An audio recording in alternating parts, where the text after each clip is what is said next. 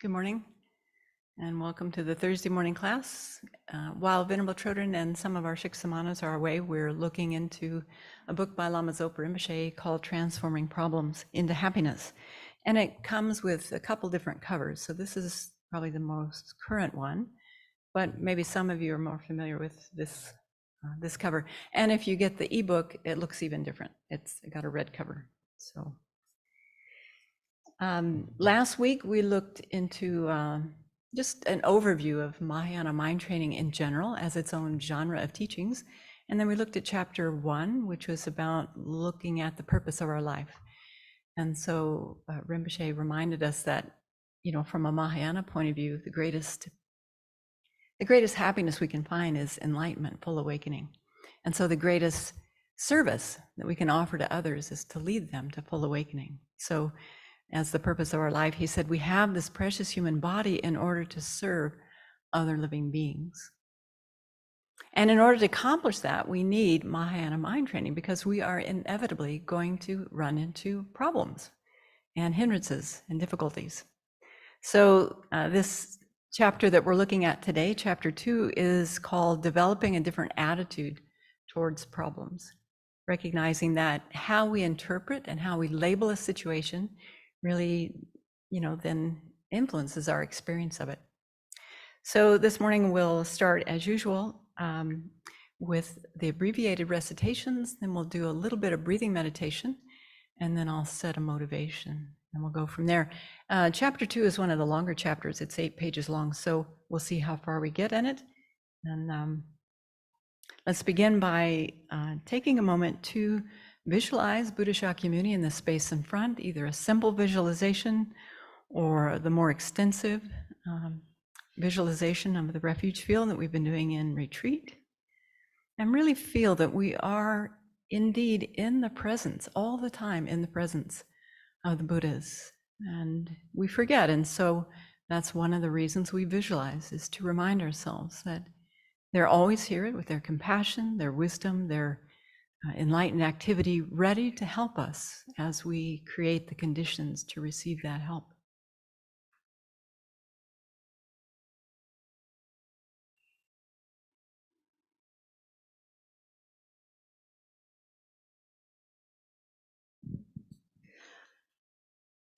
Namo Gurubhya, Namo Buddhaya, Namo Dharmaya, Namo Sanghaya, Namo Gurubhya, Namo Buddhaya, Namo Dharmaya, Namo Sanghaya, Namo Gurubhya, Namo Buddhaya, Namo Dharmaya, Namo Sanghaya. I take refuge until I have awakened in the Buddhas, the Dharma, and the Sangha. By the merit I create by listening to the Dharma, I will attain Buddhahood in order to benefit all sentient beings. I take refuge until I have awakened in the Buddhas, the Dharma, and the Sangha. By the merit I create by listening to the Dharma, I will attain Buddhahood in order to benefit all sentient beings. I take refuge until I have awakened in the Buddhas, the Dharma, and the Sangha. By the merit I create by listening to the Dharma, I will attain Buddhahood in order to benefit benefit all sentient beings. May all sentient beings have happiness and its causes. May all sentient beings be free of suffering and its causes. May all sentient beings not be separated from sorrowless bliss. May all sentient beings abide in equanimity, free of bias, attachment, and anger. Reverently, I prostrate with my body, speech, and mind, and present clouds of every type of offering, actual and mentally transformed. I confess all my destructive actions accumulated since beginningless time, and rejoice in the virtues of all holy and ordinary beings. Please remain until cyclic existence ends, and turn the wheel of Dharma for sentient beings. I dedicate all the virtues of myself and others to the great awakening. This ground anointed with perfume, flowers strewn Mount Meru, foreland, sun and moon, imagined as a Buddha land and offered to you. May all beings enjoy this pure land. The objects of attachment, aversion, and ignorance, friends, enemies, and strangers, my body, wealth, and enjoyments, I offer these without any sense of loss. Please accept them with pleasure and inspire me and others to be free from the three poisonous attitudes. Idam Guru Ratna Mandalakam Niryatayami. Glorious and precious Guru, sit upon the lotus and moon seat on my crown, guiding me with your great kindness. Bestow upon me the attainments of your body, speech, and mind, the eyes through whom the vast scriptures are seen, supreme doors for the fortunate who would cross over to spiritual freedom, illuminators whose wise means vibrate with compassion. To the entire line of spiritual mentors, I make this request. Ayata Mune Mune Maha Mune Soa. Ayata Mune Mune Maha Mune Soa. Ayata Mune Mune Maha Mune Soa. Ayata Mune Mune Maha Mune Soha. Ayata Mune Mune Maha Mune Soha. Ayata Mune Mune Maha Mune Soha. Ayata Mune Mune Maha Mune Soha. Ayata Mune Mune Maha Mune Soha.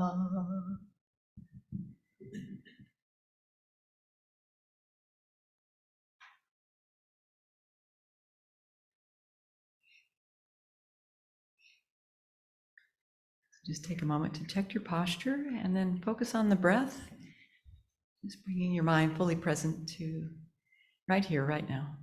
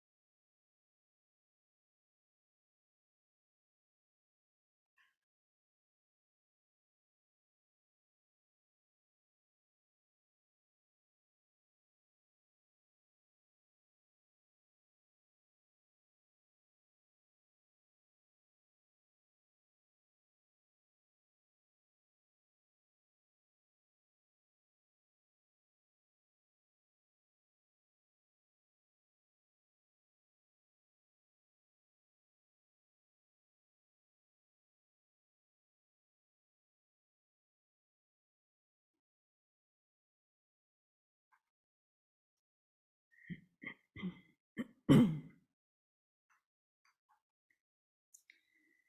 of the meditations and one of the meditations that we often do here at the Abbey is meditating on the kindness of others. And it can also serve, I think, as a very good motivation. And it's a meditation that just becomes, I find, becomes richer and richer the more I do it and think about it and engage in it. And so the first part of the meditation is, I think, a little easier as we reflect on the kindness we've received from our friends throughout our lives, and the kindness that we've received from parents and relatives and different teachers that we've had throughout our lives. That those reflections easily warm our heart. And even reflecting on the kindness of strangers and really recognizing the incredible web of interconnectedness we have with beings that we'll never meet, but who we rely on, depend on, benefit from every day. You know, just tracing back one pot of polenta, where it came from, who planted it, who transported it, who harvested it, who packaged it. You know, it becomes quite extensive. But one very potent part of that meditation is really reflecting on the kindness that we receive from people that we find difficult, people we label as challenging. We could even use the word enemy at times. And really thinking about the benefits that we get from our interactions with them.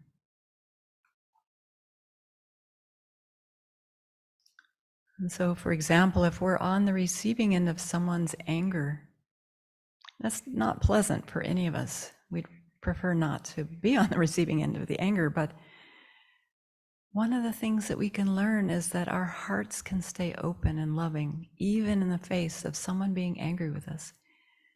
And that's a very powerful thing to learn, that we don't have to retaliate or respond to the anger in a way that we choose not to.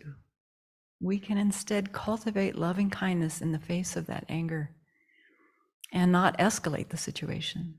So that helps us. That can be a real benefit.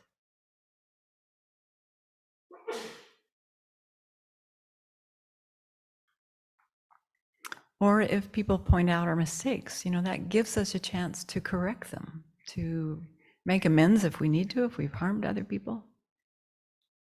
So actually it can be beneficial when people point out our mistakes, or if we've forgotten to do something, some shortcoming.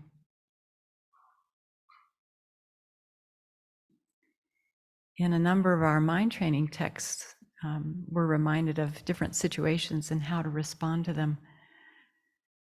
For example, if others out of jealousy mistreat us with abuse, slander, and so on, you know, that gives us a chance to generate compassion. We all know the pain of feeling jealous of others' qualities or possessions or opportunities. And so we can just generate compassion. This person is controlled by an affliction right now. I know what that's like. May they be free of that. That may be a little easier than offering the victory right away. We can develop compassion. Or if others broadcast all kinds of unpleasant remarks about us throughout the 3,000 worlds, or even just to a few friends, we can use that opportunity to reflect, okay, this is helping me to exhaust all the times that I've done that. It's actually benefiting me. This person is benefiting me. Meanwhile, they're creating causes for their own suffering. So again, compassion is the more appropriate response.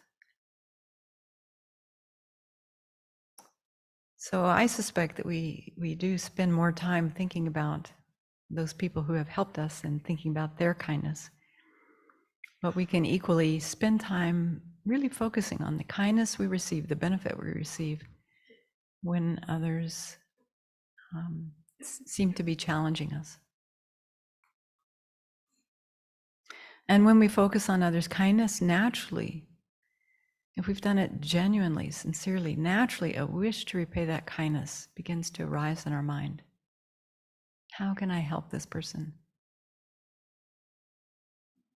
And so, as Rinpoche pointed out in chapter 1, the greatest happiness that any of us can accomplish and experience is the happiness of full awakening. And so let's continue delving into this little book on transforming problems and really applying it to our own situations, drawing from our own experience so that we can develop a lot of resiliency in our own mind and let these be causes to propel us along the path to ultimately be of greatest benefit to all beings.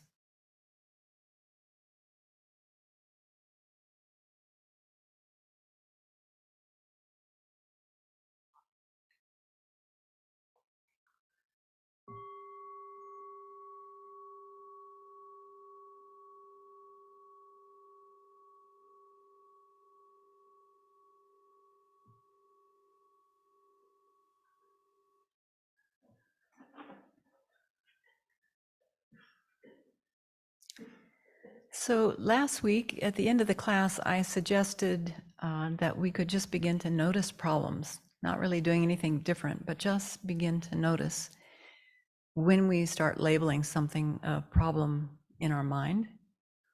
And so if you were able to do that, I'm curious, what effect did noticing a problem arising in your mind have? Just the simple awareness of noticing, oh, look, a problem's arising in my mind.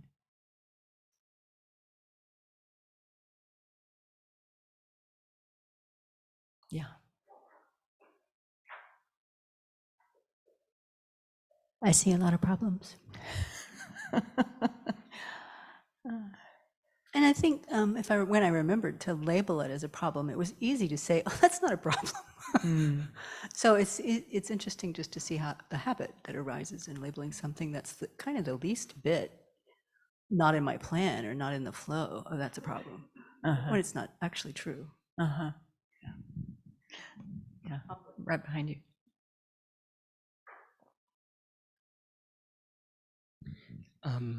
Yeah, I started thinking about, what is it that causes me to label it a problem?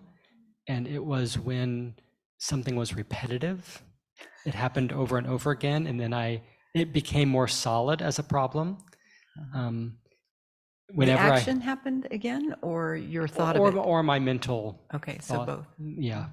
Or when I had anger present, then basically whatever I saw was a problem. Anytime I interpreted something as an obstacle to my happiness, it was a problem. And anytime I was blaming, it was a problem.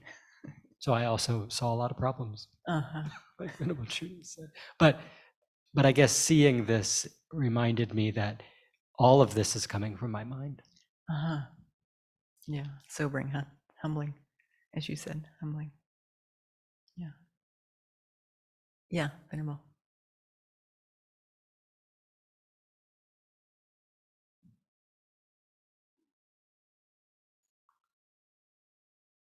I find out that it goes from an observation to an unpleasant feeling.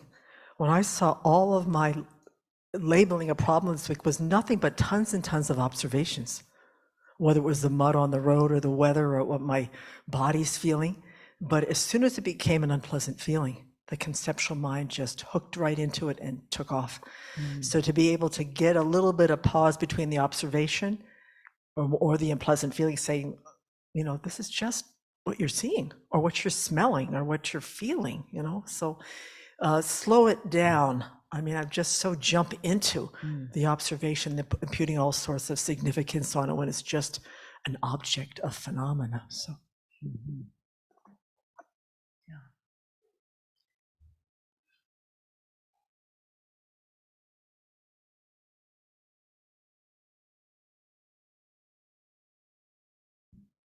when I notice problems and actually try to think deeply about them, it can seem like such a solid problem that's, hard to get around or over. But, if you can think about it a different way and have a more flexible mind about it, then you can see solutions, like that. Did you see more problems this week? Oh, yeah. Yes. Thank you. Okay. So I'm curious, as you became aware of a problem arising, were you more aware of resistance to the problem? Or aversion to the problem arising? That wasn't part of the homework, but yeah, right behind you.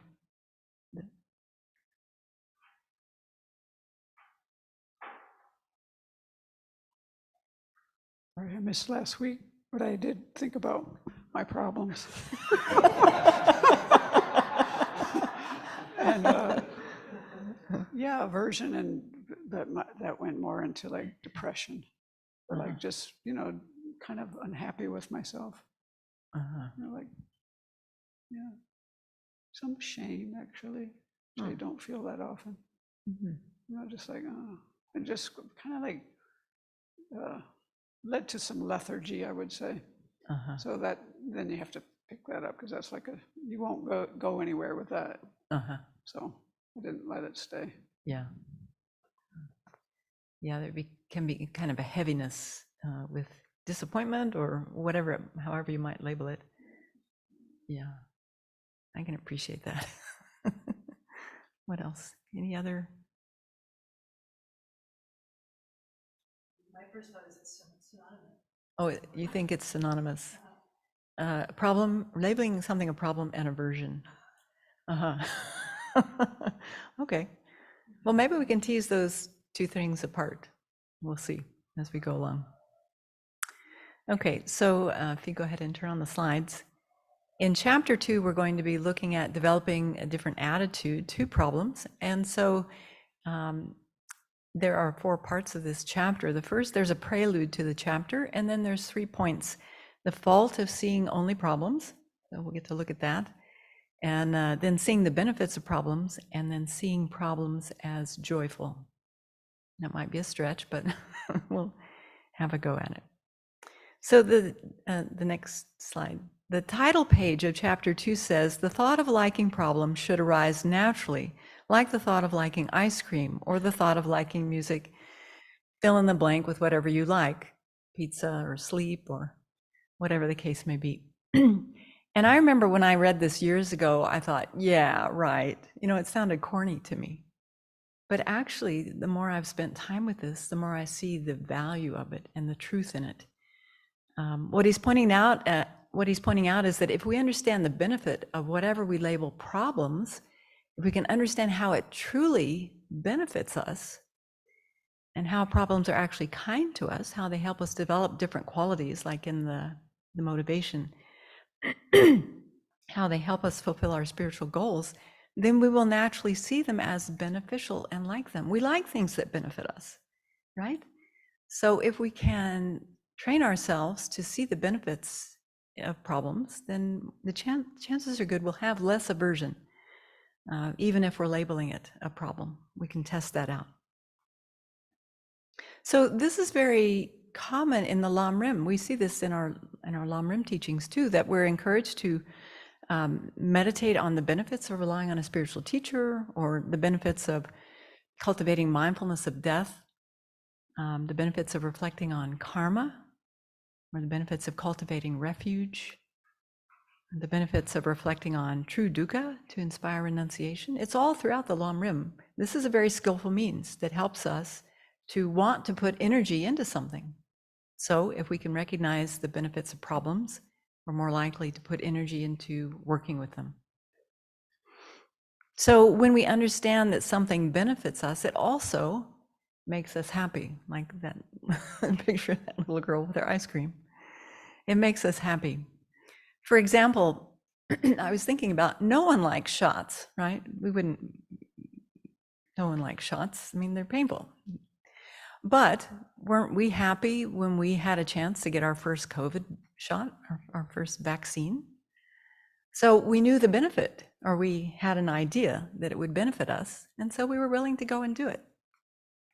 Or when we have a cavity and we need a filling, I think it's pretty across the board that people don't really like to go get fillings. But luckily we have a nice dentist, Dr. Ben, and we know it benefits us. So we go and we take the shot, the Novocaine, and we get the filling, and it benefits us. So like that. Next slide. Rinpoche says right off the bat, in this challenging modern time with many problems and much unhappiness, human beings are especially overwhelmed by suffering and their minds are not resilient. What? Is he saying that our minds aren't resilient? What do you mean? This book was published in 2003, so that's 21 years ago. But I think this statement is just as true today, if not more true. I mean, if you think about all the changes that have occurred in the last 20 years, and how our society has sped up and how things have changed, I think we'd find it just as true. And in just the past few years, we've had quite a few challenges to test our resilience. So I looked up the word resilient, and it means being hardy, strong, resistant, flexible, durable, and so forth. There are many synonyms to resilience. So I think it's helpful for us to check up and see what we learned about our mind. For example, during the COVID pandemic, we had a lot of time, we had a lot more time to look at our minds during that pandemic. And so was your mind resilient to all the unpredictability and all the changes and all the social upheaval and change in routines, wearing masks and limiting our interaction, social interactions? And a lot of people ended up working from home. That was challenging, especially when people had kids. How resilient was our mind during that time? And how resilient were we to witnessing all the physical and mental suffering that went on during that time, either in ourselves or in others? Scenes of Italy come back to my mind in the early days of the COVID pandemic. And also scenes of people out on their balconies clapping at the end of the day for all the first responders. And there are a lot of strong images I find in my mind from those early days. But how resilient was your mind in the face of all the death and loss of family and friends and even strangers? I mean, I don't remember the total now. Over 1 million people in the US have died. It's probably much higher than that. 1.7? Look it up. Yeah, several people here in our community lost family members, and we know of a lot of our community members who lost friends and family as well. So how resilient were we? What did we learn about our minds? Going through that problem that we had no choice of going through. It just appeared. And 1.18 million Americans, and who knows how many worldwide. Probably never know that full number, and people are still dying from COVID, actually. So we can check up. We can use that as like a benchmark to see, okay, that was a lot of upheaval. How did I do? How resilient was my mind to all that change and all those problems? And if that wasn't bad enough, then in February of 2022, Russia invaded Ukraine. That was horrible. Not only were we locked down, but we all had our computers and our internet and could watch what was happening in a modern country being invaded. Remember how closely we followed the conflict in the early days and months. How resilient was your mind seeing those images? Probably some very strong images we carry with us in our mind. And 2 years on, it's still hard to fathom that kind of aggression and that kind of destruction of life and infrastructure. Just senseless destruction. It's hard to fathom in this day and age that is going on, still going on 2 years out. And the ongoing uncertainty of a final outcome. So again, just checking, how resilient has my mind been in the face of that?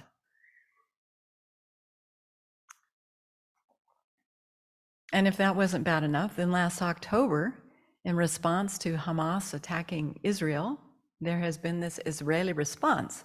And that's also been gut-wrenching to, those of us who are still checking the news, even a little bit, just to see how that's playing out. Again, such senseless destruction of life and property, billions of dollars of property destroyed.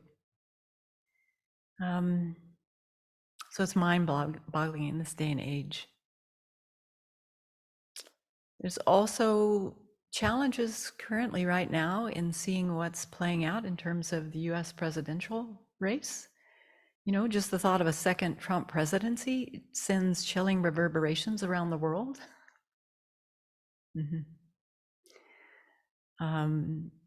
How resilient is your mind when you check the news?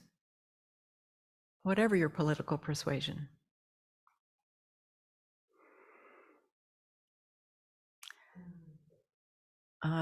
Not to bum people out, but I'm watching what's happening with climate change. How resilient is your mind learning about what's happening to our planet and how things are speeding up, how the tipping points are being passed?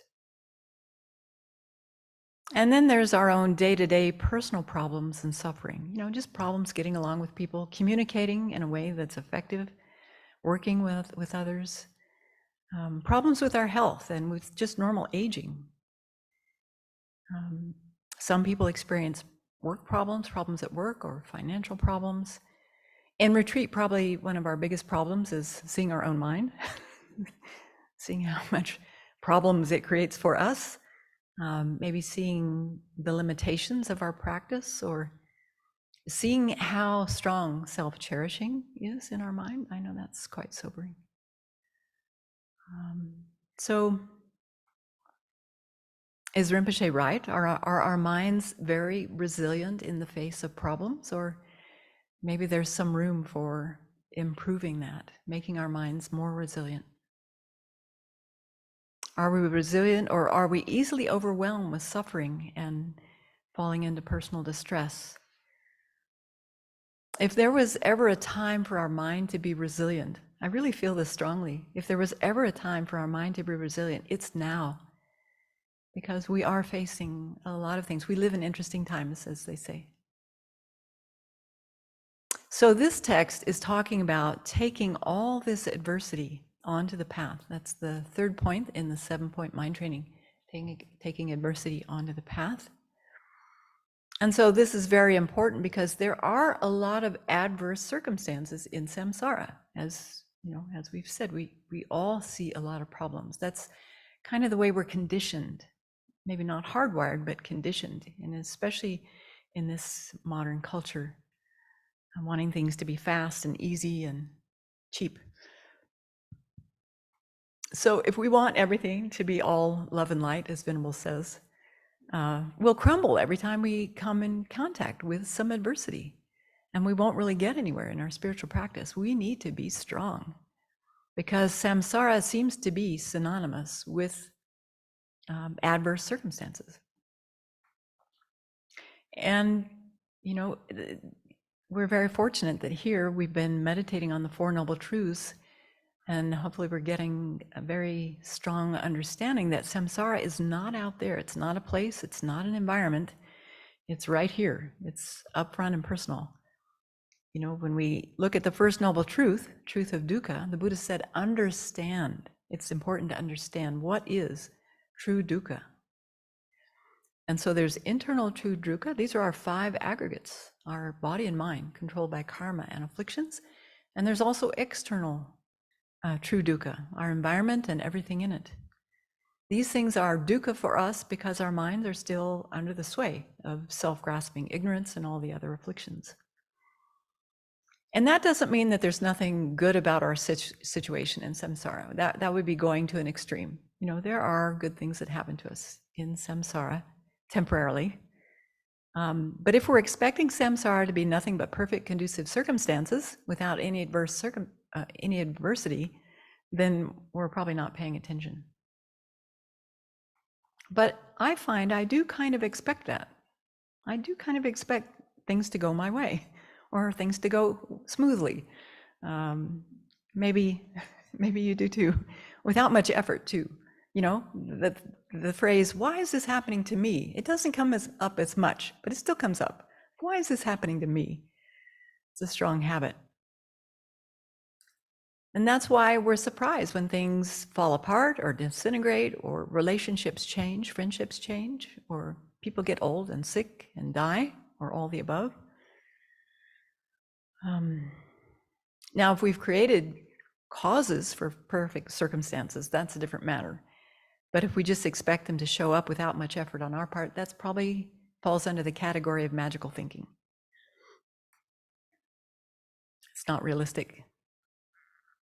So if we tend to think this way, you know, that things should all go our way without much effort on our part, then our minds probably won't be very resilient. So the Buddha taught the first two truths. He wants us to understand what is true dukkha and why, so that we can abandon its causes, true origins. And all of us have the potential to do that. That's the good news. So I have found it very encouraging to spend time reflecting deeply on these characteristics of true dukkha. Things are impermanent. We can't change that. You know, impermanent things are changing moment to moment, disintegrating. Just by coming into being, they start disintegrating right away. Things are in the nature of suffering, or dukkha.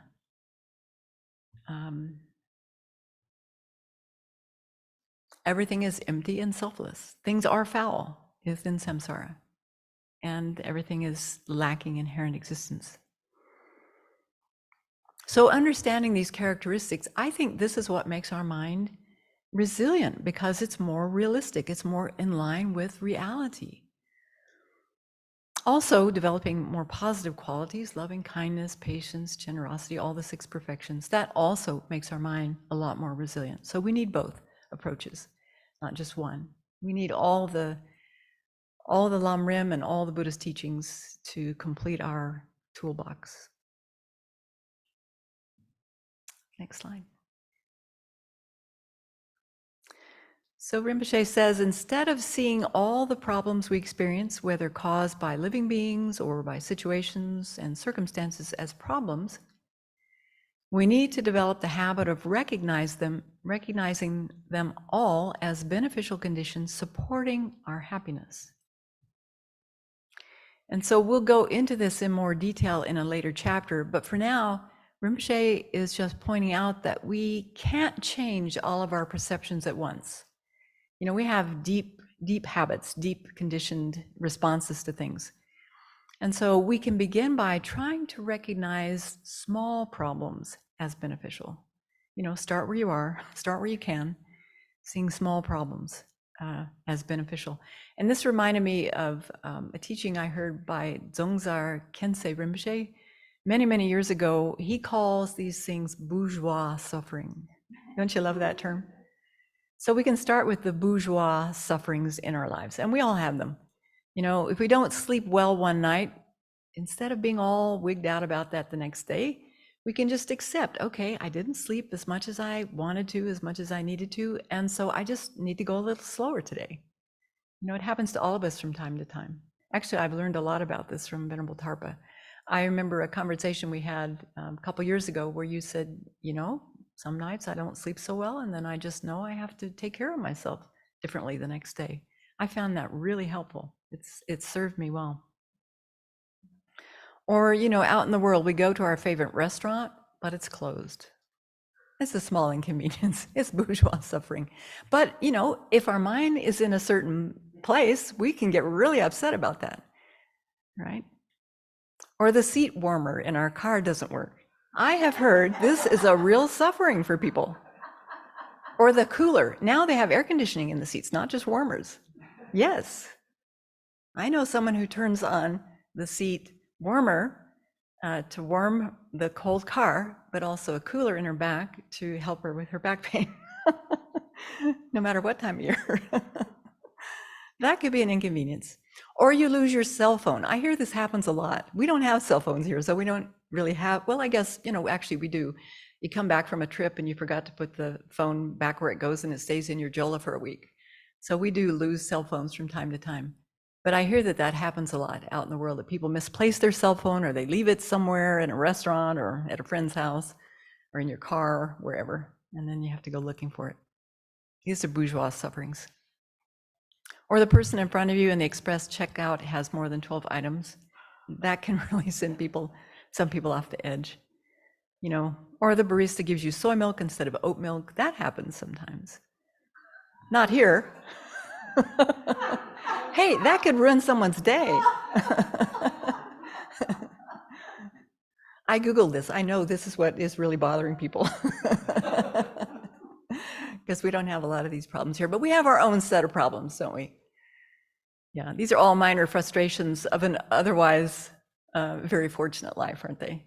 The fact that we can even go get we can't, but some people can go get a coffee. So what drives you nuts? That's a problem. What drives you nuts around here? What are some of your bourgeois sufferings? Maybe someone puts the dishes back in the wrong place and you can't find the grater you're looking for or whatever. The grapefruit spoons have disappeared? Yeah, that is a big problem. Ah, okay, that is truly a problem. We'll have to look for those later today. What else? Yeah.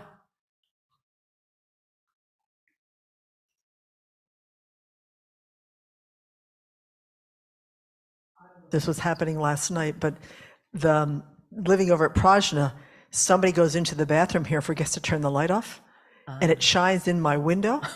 So I'm all undressed. It's about 10 o'clock, 10:30. I wake up and there's a light shining in my window. The bathroom light's still on. So I have to put on my robes, come out, it's my flashlight. And sometimes somebody unintentionally locked the door when they went out. But it just flashes this big, bright, shining on the window. Was that a problem or did you handle it pretty well?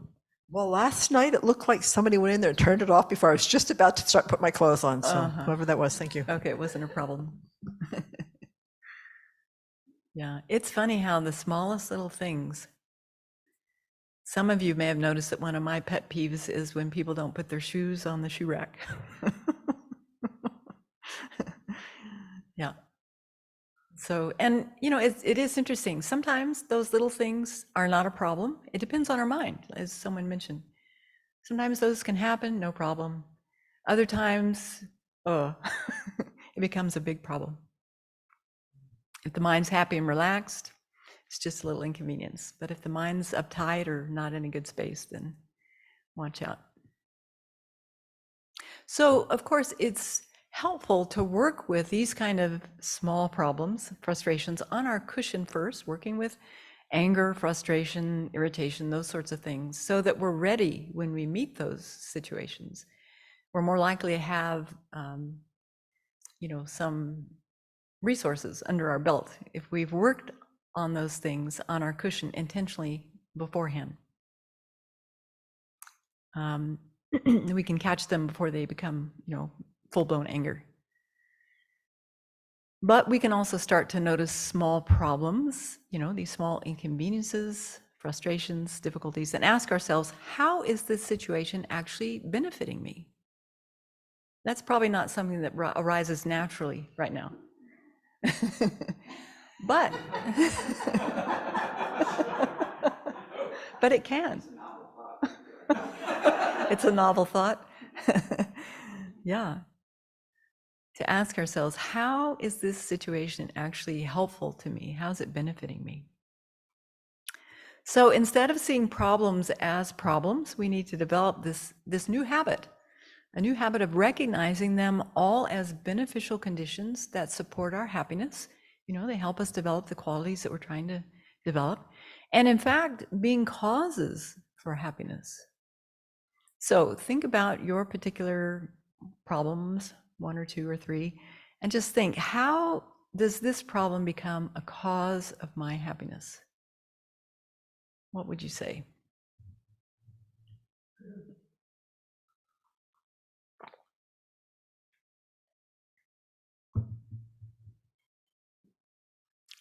Thinking of your problems, Venerable Tarpa, how could some of those, one or two, how could they become a cause of happiness or helpful for you? Well, actually, I have to say that I do, I like it when I see that I can get to the other side. I find that very helpful for my practice. You know, it helps to build confidence. It's not easy to see that things come up again. That kind of deflates things, but I know that's the reality. And so it's really a matter of bringing myself back to being realistic, and that's always good. And then I feel like I can find the inspiration again, you know, from being deflated to like, this is the nature of samsara. And, but also I think mostly it's seeing some, actually, it's like what I said in Paravarna, I really actually am doing a lot better than I'm kind of surprised I'm not doing worse. Let me put it that way. That's what I told people then, and I stand by it. So, you know, that shows my practice. Even at my worst now, I'm improving. You know, like this could have been worse. You know, I got upset. I spoke while I was upset, which I always confess. Something I always confess that. But, you know, I have to say, I spoke from completely I statements. You know, I'm not dissing anybody else. I'm just like talking here's about where your I am, experience. you know, and so that's, you know, I can think of 10 years ago here, it wouldn't have sounded like that. So, I mean, I'm just being honest with myself. This is what my process has been this week. Wonderful. Yeah. You know, you mentioned a very important point there, and this is something that Venerable has taught me, which is that to rely less on other people's opinion of us for our own self-worth and self-esteem, and really relying on observing our own ability to, rise in the face of a difficulty, or, you know, bring about a positive response to something, and really appreciate that. And though I've had to work at it more, I'm actually quite aware. Well, this was surprising to me, but then I shouldn't be so surprised because I'm actually somewhat suffering from insomnia lately. So I'm sometimes like not really resourced, but I'm not always on top of it. And so then I get surprised. And what should be surprising about that? I mean, I'm learning about myself in a different kind of state that I haven't ever had to deal with before. This is new to me. yeah. So it'll end.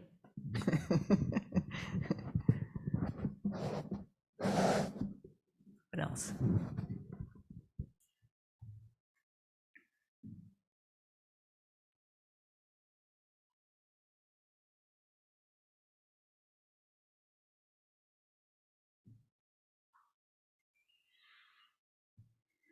Helps me to try and develop patience. And a while back, I was thinking about the point that just came up about self-confidence. And I think when I start catching myself, you know, viewing things through my attachment to myself, and I work on that, I think it really helps build my self-confidence, you know, just to know that I can catch that and work with my mind. So Yes. Yeah, it's very empowering. Like you were mentioning last week, it's very empowering when we can develop some control over our own mind. Yeah, some facility with the antidotes as well. Thank you. Yeah. I think problems are a helpful reminder of impermanence, because when I'm in them, I think it's going to be like this. And that's part of the reason why I get so bummed out. But then, you know, when I get to the other side, as Venerable Tarpa said, then I see, wow, that didn't last that long. You know, so it's quite helpful to see impermanence. Yes, and over time, in the face of that feeling of, oh, this is going to last forever, this is going to be really painful, you have that wisdom in the back of your mind now that says, no, in a week's time, I won't even remember this. No one will remember this. And you just go on. Yeah, that's a good point. Okay, so this is part of what Rinpoche is advising us to do, is to start looking for When we notice a small problem, what is the benefit in this? How can I benefit from this? And as we gradually become more accustomed to recognizing small problems as beneficial, then usually we're happy when something benefits us. So that will keep our mind more levitated, or more uplifted, like that. And we also save a lot of energy from going down the afflictive road, and that's always a relief, because I don't know about you, but anger is such a drain on the energy resources. And then there's this residue of, and then there's the self-berating of, I got angry again. And it just becomes a real vicious cycle. So instead, we can develop the muscle to begin recognizing larger and more serious problems as good, necessary, beneficial, even pleasurable at some point. I'm not there yet. I was just reflecting in my own life. I spent probably the first 30, 35 years of my life blaming my father for most of my problems. He was a real taskmaster. But if I think back on that, as soon as I got involved with Buddhism, before Buddhism, that situation spurred me to look for solutions. So, first of all, I went to therapy and tried that, and then I tried different spiritual techniques. Actually, I would try anything that I thought was going to help me be happier. And eventually I met Buddhism. And I'm so grateful because, the last 20 years or so before my parents died, I had very warm, loving relationships with both of them. And that probably wouldn't have happened had I not met Buddhism. And, and so I can look back, it's a little bit of a twist on that situation, but I can look back and actually be grateful that because I grew up with some difficulties, what I labeled problems, that spurred me to look for solutions. And that's how I met Buddhism. So ultimately, we can come to see problems as necessary, as indispensable, as required even for our spiritual development and for our happiness, because we can learn something from every encounter, every situation, every experience. For example, yesterday someone took issue with something I'd said in the morning motivation, and instead of being offended, I felt my energy rising a little bit when I heard this, and I thought, no, what can I learn from this situation? I was so pleased. I couldn't have done that, a year ago, 2 years ago. These mind training teachings have been very helpful for my mind.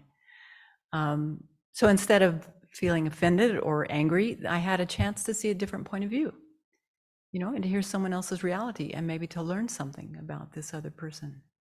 So that was helpful.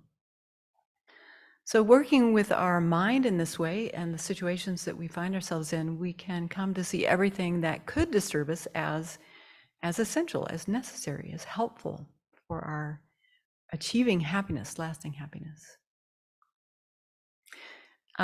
So that may sound like a tall order from where we are. I don't know, we're probably all in very different places with our mind training.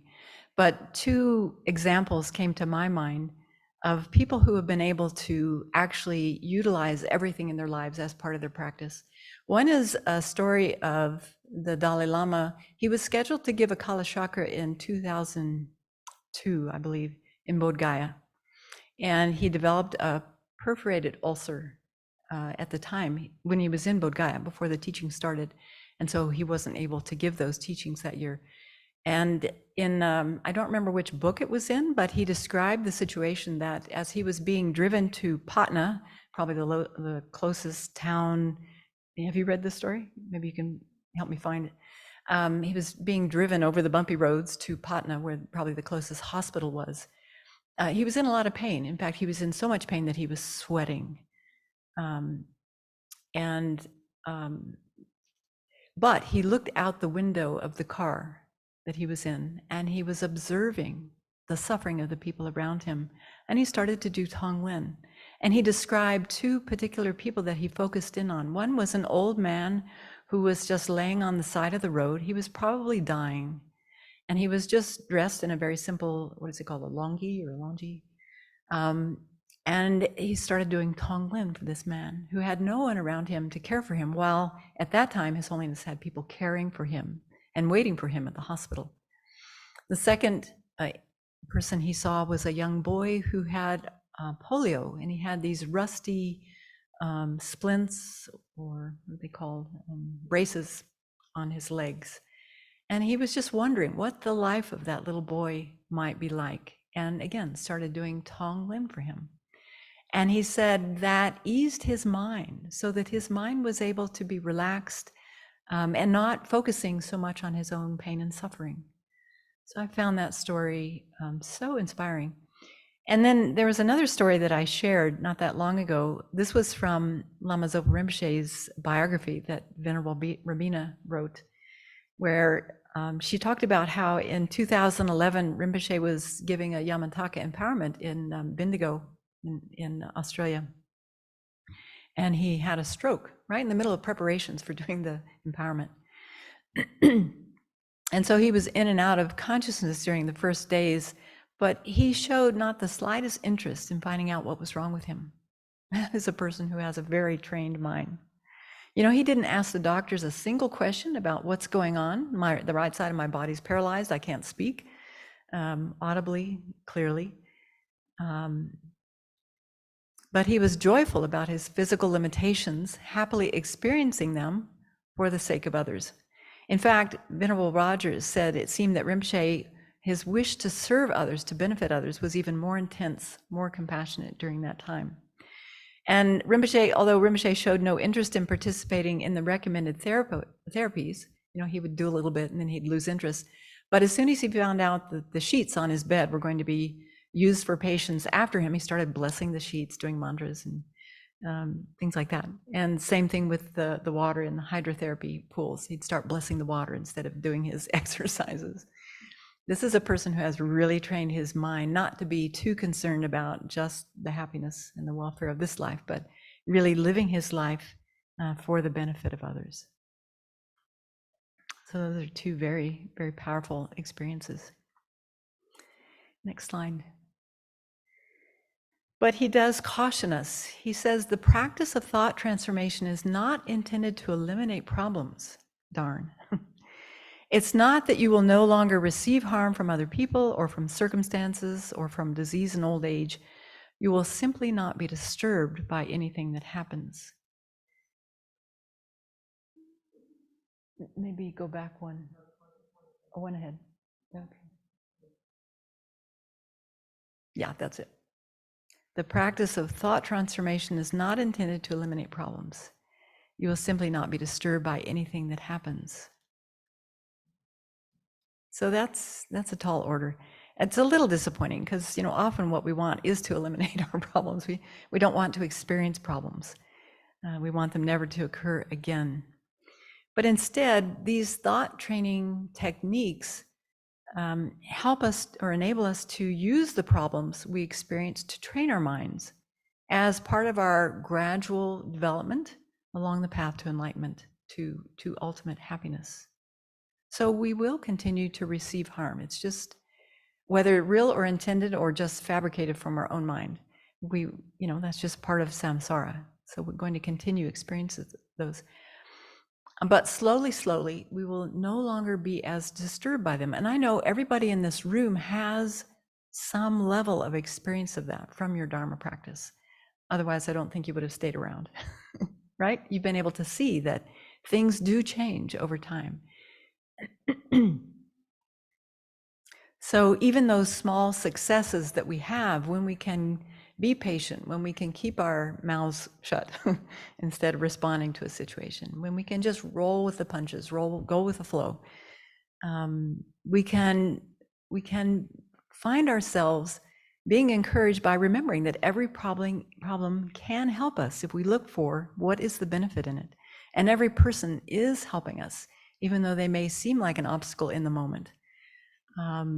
Helps us to avoid getting angry and being able to recognize, the rumination that happens in our mind and to cut that is also helpful. And then the problems will no longer be obstacles that disturb our Dharma practice. And that's really the main point he's making it. We don't want these problems to interrupt our Dharma practice and our progression towards full awakening. That's the most important thing of our life. That's our goal as Buddhists. So Rinpoche advises us to train our minds in two ways. First, we stop the thought of aversion to suffering, to get rid of that attitude of being entirely unwilling to face any difficulties. And then secondly, to generate the thought of welcoming problems and actually learning to be joyful in the face of them. So let's look at the next slide. Here's the first one, the fault of seeing only problems. Okay, so, we've highlighted how all of us experiences harm from various things. And as long as our mind is conditioned to identify these experiences as problems, we will only find more and more people and conditions disturbing. Yeah, that's kind of an evident fact, isn't it? So we've all had, as we just looked at in the previous section, we've all had times when really small things would set us off. For example, when I was growing up, if my mother found a hair in her food at a restaurant, it ruined the whole meal, not just for her. Often we would have to get up and leave. Or she would get up and leave and go sit in the car until we finished. Sometimes that happened too. Or I remember another situation. I was visiting Dharamsala, I think it was around 2009, and I was in an internet cafe. Now this was, many years ago. And the internet, you were lucky if the electricity was on, let alone the internet. You could sit in an internet cafe and have very, very slow internet. But I remember observing this one little boy, young boy, he's maybe 9 or 10, and I think he was American by his accent. And he threw a huge temper tantrum right in the middle of the internet shop because the internet was too slow for him to play his video game. Yeah, so we've all had those moments. We made that list earlier of the bourgeois suffering. But keep noticing, what is it that ticks you off and when? What are the circumstances? What are all the conditions that need to come together for that perfect storm to happen for you? Next slide. So Rinpoche says the root of the problem, the true cause of our suffering, is not the external being or event that brings us harm, but rather our very strongly selfish mind. What? It's true, isn't it? Look at the list that we've made, throughout the morning of the things that irritate us to the point of quickly getting upset. When we have that habit of identifying things as problems, even something so small as being given food that's just a little bit too cold or a little bit too spicy or not spicy enough, has no taste.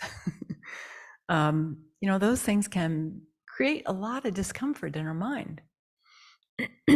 Something a little off about a way a person looks or looks at you in particular, can really set us off. Why are you looking at me that way? Or why aren't you looking at me? It's hard to win. Or something not quite in line with our idea of how things should be. I find that's often the case. Something's not lining up with my opinion or my idea of how things should go. So Rinpoche gives the example of people spending thousands of dollars to come and visit Kopan. And again, this was written in 2003, so the conditions were very different 20 years ago. And then finding it so uncomfortable, finding it so unpleasant that a flea might run over your leg, that they would just turn around and get on a plane and go home. And we've actually seen that here at the Abbey, haven't we? There have been, in the time I've been here, I remember a couple of situations. One woman was visiting from Australia and was quite incensed that we asked her to participate in offering service. I guess she thought that this was going to be more like a holiday. And this is a working monastery, so everybody contributes to offering service, but she didn't last very long. She changed her plans and left early. I remember another man who was so intent to get here from the East Coast and had been writing the office again and again and, making all these plans to get here. And then he sat in, I think, 2 meditation sessions. And it was very clear to him that he was not yet ready to look at his mind that intently as we do here at the Abbey. And so he left very quickly. And I'm sure some of you have been around a long time. You can think of stories that are similar. So Rinpoche is asking us to look at our self-centered attitude right off the bat, and it's an important investigation. So self-centeredness holds our own happiness as more important than others, and even at the expense of others. That's what makes it so detrimental. When it's combined with self-grasping, often we can do things at the expense of others' happiness and well-being, in large and small ways across the board. And this really hinders our progress on the bodhisattva path in particular. It's a big hindrance. It's an obstacle to Buddhahood for those of us aiming for full awakening. So this is just a little digression. I found this nice description in Volume 5 where His Holiness and Venerable Chodron say, the self-centered attitude is neither an afflictive nor a cognitive obscuration. It's not a pollutant, it's not a defilement, it's not the root of cyclic existence, although as I mentioned last week, sometimes mind training texts will mention it as if it is the root of all problems in cyclic existence because it hinders the bodhisattva, and Mahayana training is particularly for bodhisattvas to achieve awakening. So it's not the root of cyclic existence. It's often called an inferior obscuration for those who follow the bodhisattva path, because it impedes their attainment of non-abiding nirvana of a Buddha. And so it's a hindrance for bodhisattvas to abandon. So it is something that we need to abandon. In my own experience of working with self-centeredness and meditations on self-centeredness over the years, I've come to appreciate some of the descriptions that are just so vivid and so applicable. Like, one of the big drawbacks of self-centeredness is that it gives rise to many fears. Have you noticed? Probably anytime we're experiencing fear, if we check, there's self-centeredness at the root of it. We're afraid we're not going to get what we want. We're afraid we're going to get what we don't want. We're going to be separated from what we like. And then as soon as our mind is full of fear, that leads to anxiety and nervousness and uptightness and, all sorts of unusual behavior. And it makes us nervous. Things appear worse than they actually are. It leads to exaggeration in our mind. And often that self-centeredness is what makes us look out for what's in it for me. How am I going to get something good from this situation? So that's another, what I call red flags.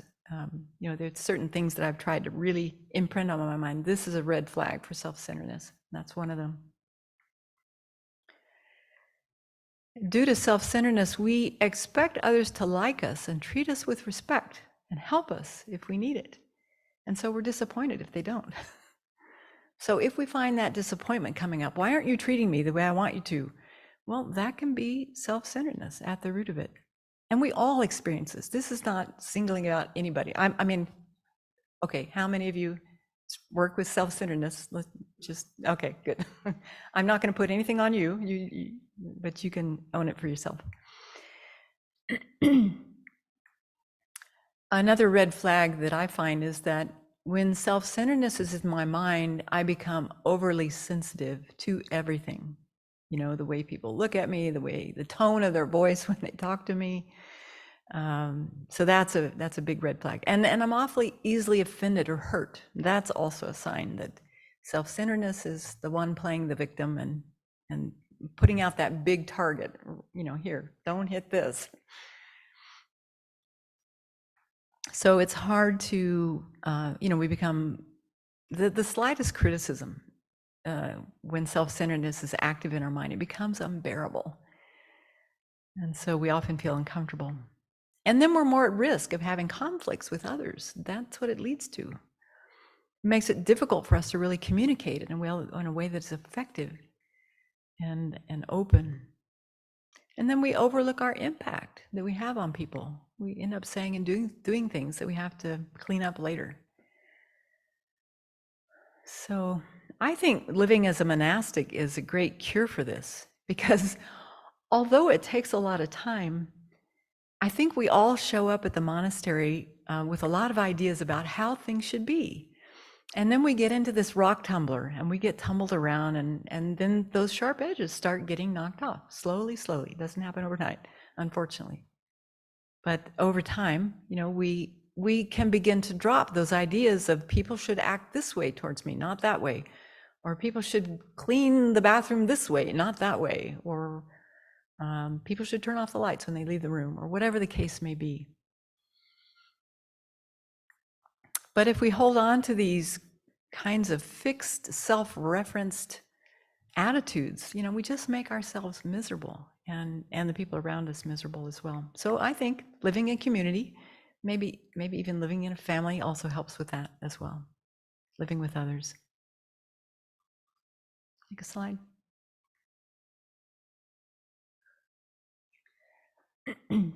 Look familiar? Rinpoche says it's the nature of the mind to become addicted to certain ways of seeing things. By habitually seeing as a problem every tiny thing that does not accord exactly with our self-centered wishes, we exaggerate small things into huge problems. And that's why we begin training with the small things, keeping them small instead of letting them. So this used to bug me a lot when I would go into the bathroom and find maybe 1 or 2 squares of paper left on the toilet roll. And then I don't know where this came from. It may have been from Venerable Chodron, but she suggests, I think it was her, she suggested, see this as a bodhisattva practice. Instead of being irritated, you can be grateful. Oh, this person has given me an opportunity to practice generosity. I'm going to change this roll out for the next person. And it makes a difference in the mind. Really makes a difference, these small things.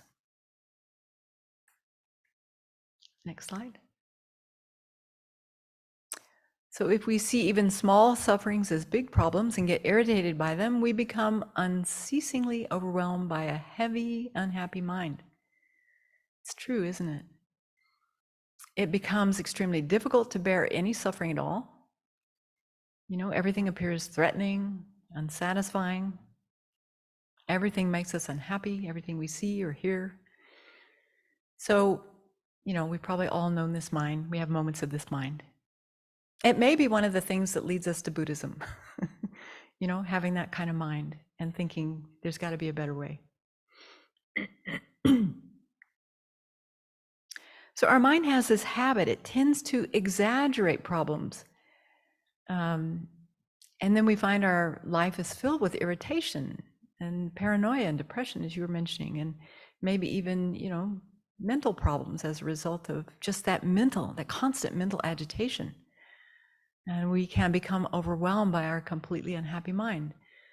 It doesn't really need to be said that there are probably more people on antidepressants and self-medicating to take care of unhappiness in this day and age than ever before. I don't know, it's possible.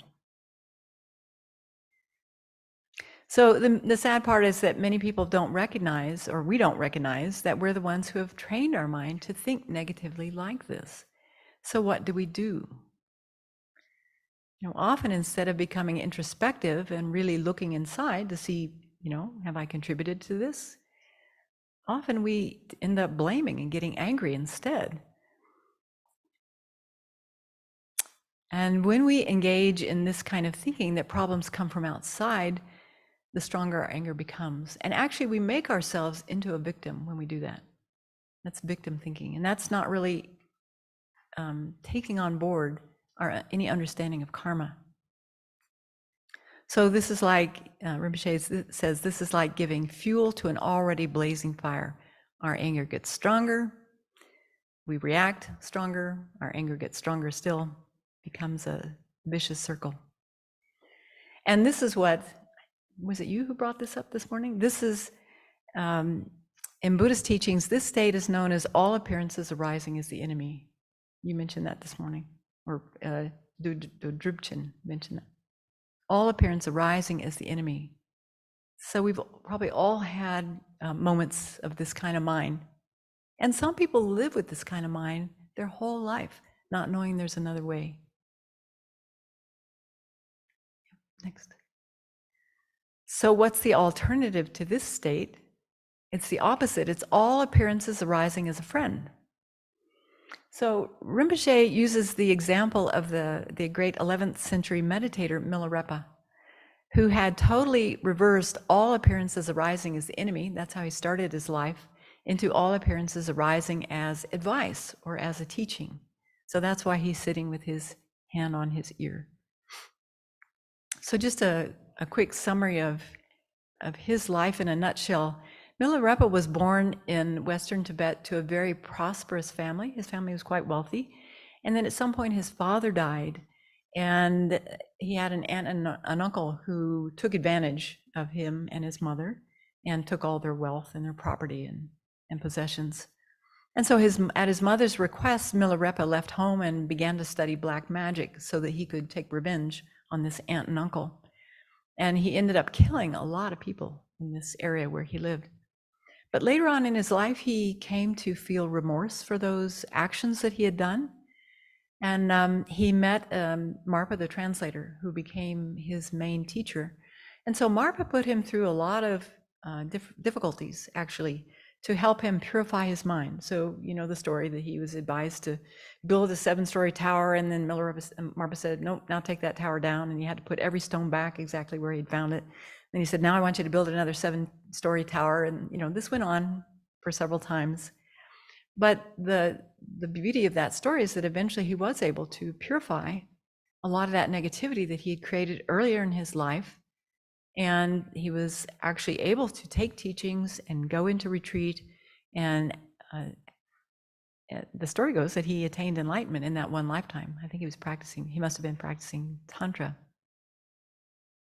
So instead of appearing as disruptive and upsetting with training, everything can appear as beneficial and supportive to our learning and our practice. So this can, you know, this could be a little mnemonic for us, you know. If you see someone going around like this, don't take offense, just know they're working with their mind. And this reminded me of an old Japanese Zen story that I once heard. Maybe you've heard this too. During the civil wars in feudal Japan, an invading army would quickly sweep through a town and take control. And in one particular village, everyone had fled before the army arrived, except for this one Zen monk. And so when the general came through with his army, he'd heard everyone had left except this one monk. And so he went to check, who's this monk? I want to meet him. So he went to the monastery, he threw open the door, stood there, and the monk was nonplussed, just doing his meditation. And of course, this general was saying, do you not know who I am? You know, he was used to people cowering and showing submissiveness to him. And this monk didn't. He just sat there doing his practice. So the general said, you fool. Don't you realize you are standing before a man or sitting before a man who could run through you with a sword without blinking an eye? Do you know the punchline? And so, despite the threat, the Zen master seemed unmoved and replied very calmly, and do you realize, General, that you are standing before a man who can be run through without blinking an eye? I love that story, because it talks about fearlessness, that all of us have the potential to develop from deep, deep, long time purification and development of our mind. The Buddha was fearless, like this monk was fearless in the face of danger, in the face of problems. And we have that same potential. So first we stop the thought of aversion to suffering by seeing or understanding the fault of only seeing suffering. And then that leads us to the second part. Next, we generate the thought of welcoming problems by seeing or understanding the benefits of problems, which we've already begun to touch on. So when we perceive a problem, if we remember the benefits of having problems and approach it with the practice of Mahayana thought transformation, our problems become desirable. So instead of hindering us, our problems become good and useful. So as we did earlier, it's important to pause in the face of a problem and ask ourselves, is there any benefit in labeling this a problem? Is that going to change anything? Is there any benefit by labeling this difficult or a problem or challenging? Or doesn't that just solidify it in your mind? That's what Shane was saying. Just makes the problem really solid and fixed. And is there any benefit in being disturbed or irritated by it? There's really not. There's no benefit. So what are some of the shortcomings of perceiving a situation as a problem and being irritated by it? This is something hopefully we're developing some familiarity with to help us address the anger that starts to arise in our mind. This is something that's really good to spend time thinking about and coming to some kind of conclusion about it. I have worked with anger a lot in my life because I've had a lot to work with. And what I've seen over the years is that it seems like anger is even more painful now that it doesn't happen as much. I'm more aware of the cost of anger when it arises in my mind. Does that happen for you? I've even gotten to the point where when I just say to myself, it's not worth it. It's not worth going into anger. It's just not worth it. The cost is too high.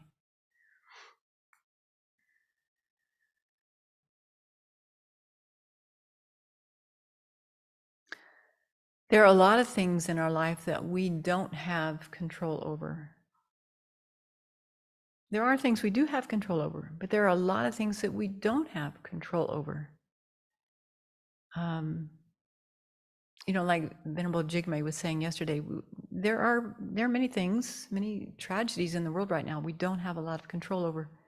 Instead of spending a lot of time reflecting on that, as she said in her BBC, we can look at the ways that we can contribute to making a difference in the world. Because no matter how much we worry about an external problem, no matter how irritated we become, our worry and irritation don't make the problem go away. Instead, it just, makes us anxious, gives us headaches, makes us more irritable. It has all the problems that we find with anger, anxiety, those kinds of disturbing emotions. We can't think clearly, we can't communicate clearly. We say and do things we later regret. Destroys our hard-earned merit. I didn't hear anyone mention that, etc. So Rinpoche relies on the famous verse from Shantideva's Engaging in Bodhisattva's Deeds, as did the author of the text, Dodrupchen. Why be unhappy about something if it can be remedied? And what's the use of being unhappy about something if it can't be remedied? Or why be angry about something if it can't be remedied? Why be depressed about something if it can't be remedied? We can put in lots of different adjectives there. Why be disturbed at all if something can't be remedied? And what's the use of being disturbed if it can't be remedied? There was one Tibetan Geshe at the center in Australia, and he said, I noticed that a lot of you like tattoos. If you're going to tattoo anything on your body, tattoo this verse right on your arm, because this will be helpful. Yeah. And I think if we honestly applied this one verse to most of the problems we find in our life, they wouldn't be problems, right? It's so practical. It's so useful. It's almost too easy. Maybe that's why we forget about it. And we don't actually apply it. I remember doing a class on transforming problems many years ago, and I had people make a list of all the things that they considered problems in their lives. And then I had them draw a line through all the things that they couldn't do anything about, and then circle the ones that they could do something about. Just that simple exercise was helpful for people to see, oh, okay, I can just get rid of these that have the line draw through them. I don't have to worry about those. And the ones that are circled, that's my to-do list. That's what I need to get busy and work on.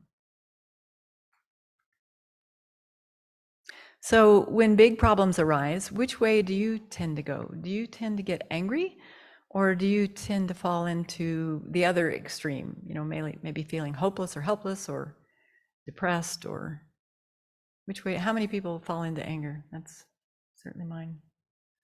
Yeah. And hopeless and helpless? Okay.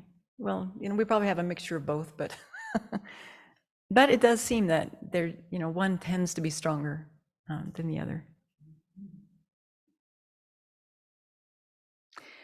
I've appreciated that Venerable Chodron sharing with us that when she has found herself in challenging situations where she's likely to get upset or get angry, she asks herself, is this the only way to see this situation? That's very helpful. That creates some space in the mind, doesn't it? Is there another way to see this situation? How else can I see this? So these questions are helpful no matter which way we tend to fall when we're encountering big problems. How else can I see this situation? What's another way? Next slide. So Rinpoche concludes, therefore, no matter what happens, there is no point in being angry or depressed. No matter what happens, there's always a reason to think this is a favorable, beneficial condition. That would be a lot of mind training, wouldn't it? So I was thinking of two other stories. No matter what happens, there's no point in being angry or depressed. I've been very impressed with how our friend Julia, is that how you say her name?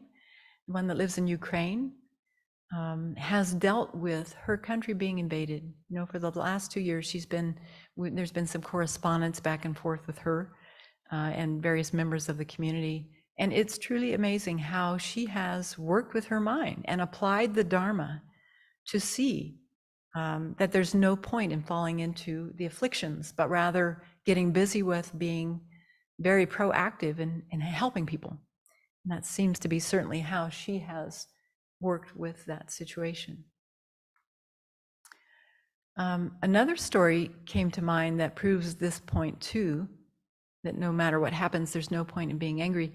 Do many of you know Chodron Rinpoche? Have you heard of Chodron Rinpoche? He's deceased now, but he was a monk who, when Tibet was first occupied, like in 1959, I think he had finished his Geshe studies, and he made the decision to pretend to be sick and was able to stay in his home. He did retreat on his bed for 19 years and must have achieved very high realizations, because when he finally was able to leave Tibet and come to the West, he came to Chenrezig Institute one time, and my teacher, Kinza Rinpoche Geshe Tashi Tsering, who I have very high regard for, was down on the floor helping Chodron Rinpoche with his shoes. That got my attention. This must be someone very special. So for 19 years, he was in retreat, pretending to be an invalid, so that they didn't make him move out of his house. I think that's an amazing story. Rinpoche, Lama Zopa Rinpoche uses the analogy of cutting away the flesh after a poisonous snake bite has happened. We see that as a good thing. You know, normally you wouldn't cut your flesh away, but if you've had a bite, you want to cut the flesh away to prevent the poison from spreading. further into the body. So in Tibetan medicine, it's considered good when an illness or a disease shows some sign of coming out of the body. It's still a sickness, but it's better than staying inside and getting, bigger and more involved. And I guess if we used a modern analogy, it's like people with cancer would see chemo as a good thing. It does make you sick. It has side effects, but if it's something that's it has the potential to cure a cancer, then you would see it as a good thing, even though it has some harmful side effects. So identifying all the harms we've received as problems has a lot of shortcomings. So I'd like to just lead you through a short exercise right now, if you're willing, to bring this point home. So if you would, just take a moment to close your eyes and focus on your breath.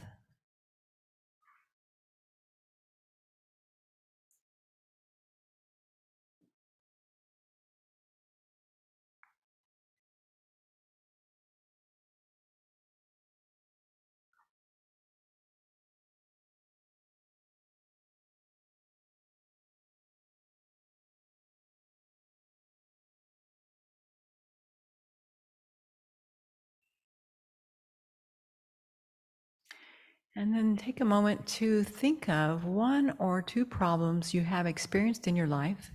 Probably not the biggest problem, but one or two problems, either physical or mental or emotional problems. And just think about, reflect on the result of seeing them as problems, identifying them as a problem. Has it benefited you or not? Just check.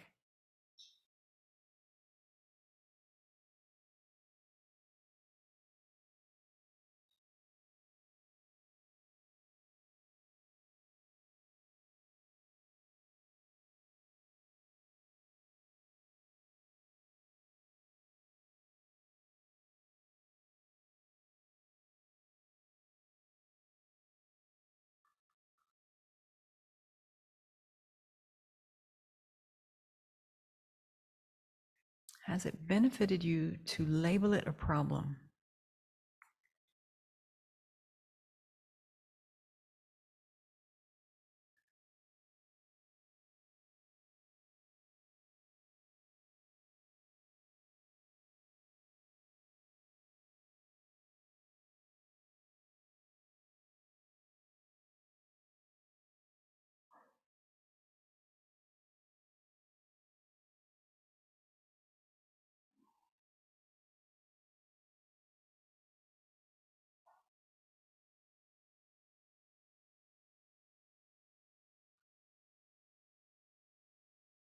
And then try to see as clearly as you can the shortcomings or the disadvantages, the faults of labeling this situation a problem.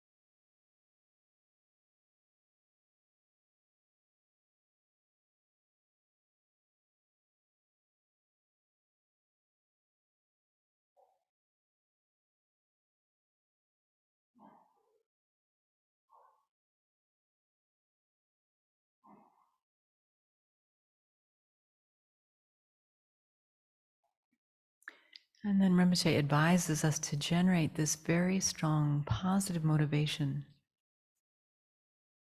From now on, no matter what problems I have to face, I won't become irritated by them. I won't identify any circumstance or obstacles I experience as problems. I'll regard them as positive. So see if you can generate that kind of attitude.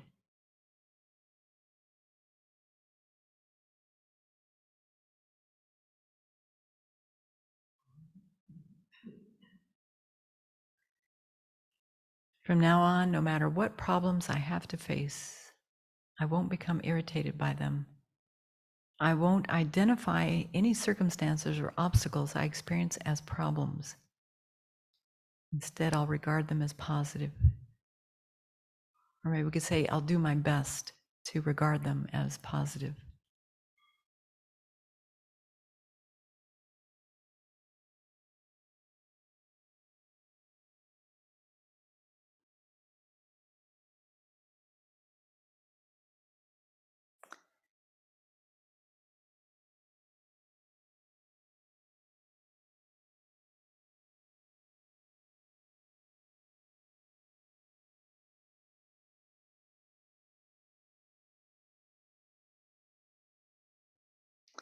And then when you're ready, you can open your eyes.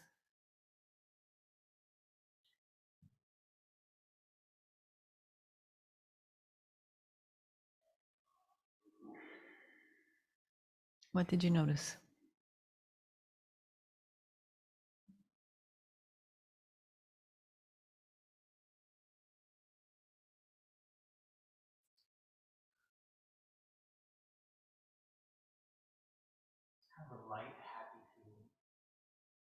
Use the microphone.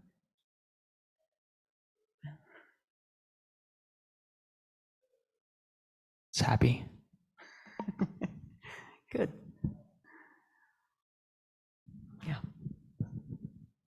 I think strength of mind feels much better than weakness of mind. Nice.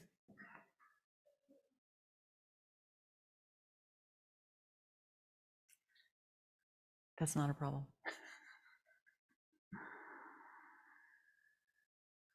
So I have found for myself, just reading through this book, when there's not a problem going on, and then reading this section when there's a problem going on, it lands differently. So today we're just trying to call to mind something from our own life experience. Maybe it's a little difficult to call it up. We're a little more distanced from it. But in the heat of the moment, when there's something really up, this is a good exercise to do. And to come to this conclusion as he's, the next slide, as he's showing.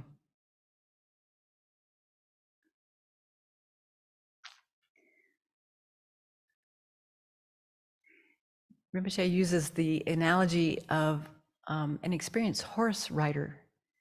You know, when someone's very skilled in riding horses, no matter what's going on, they can manage the horse without any danger to their life because they're very familiar. Or an analogy that's, I think I mentioned last week, it's more familiar to me. It's like when people are studying Aikido. There was a period of my life where I did a little bit of Aikido, and we used to practice rolls a lot. So that, you know, if you were ever in a situation where you were about to fall, you knew how to roll to protect yourself. So it becomes second nature. That's the point. We train like this so that it becomes second nature. So that we train our minds so that whatever unfortunate or unwanted situations or conditions we encounter, we immediately recognize it as good. That may take some time, but our minds will be a lot happier if we can do that. Like the thought of liking ice cream or music naturally arises.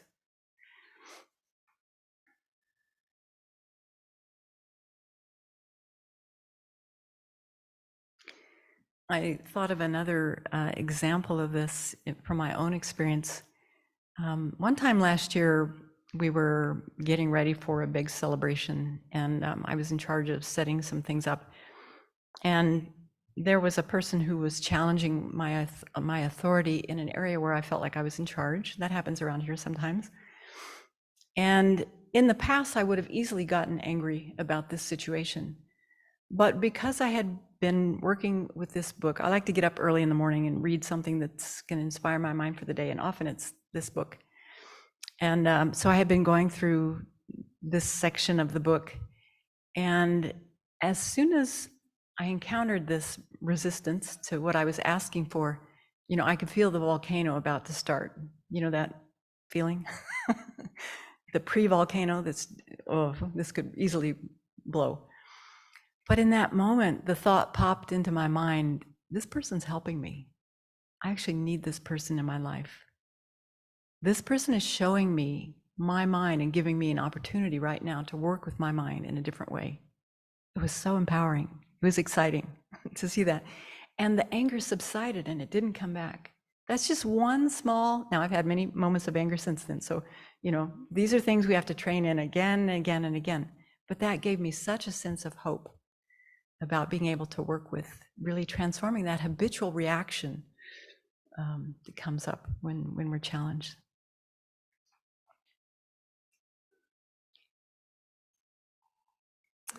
All right. I think we'll be able to finish this chapter. So we'll just do a little bit more. Oh, no, we're way over. I'm sorry. Why didn't you stop me? Okay, I apologize. I'm just up here yakking along. I'm sorry.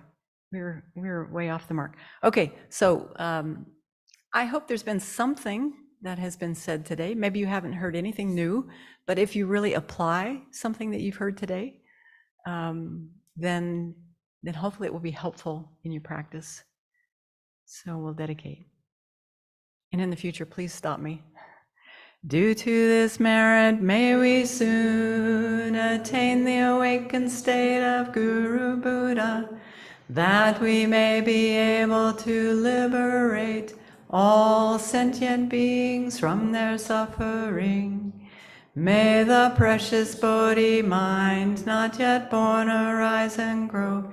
May that born have no decline, but increase forevermore.